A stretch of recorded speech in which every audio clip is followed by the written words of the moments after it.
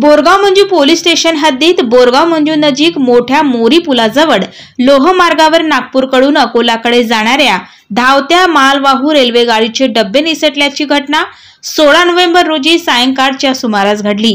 सुदैवाने मोठा अनर्थ टळला, तर आज सकाळी धावणाऱ्या वंदे मातरम यासह इतर रेल्वे गाड्यांचे वेळापत्रक काही काळ ठप्प झाले होते। सूत्रांनी दिलेल्या माहितीनुसार मूर्तिजापूर कडून अकोलाकडे जाणारी मालवाहू रेल्वे गाडीचे डब्बे बोरगाव मंजू रेल्वे स्टेशनच्या काही अंतरावर पोल क्रमांक 599-12 नजीक धावत्या गाडीचे डब्बे निसटले। दरम्यान रेल्वे पायलट यांचे प्रसंगावधान राखत सदर धावत्या रेल्वेचा वेग नियंत्रित केला।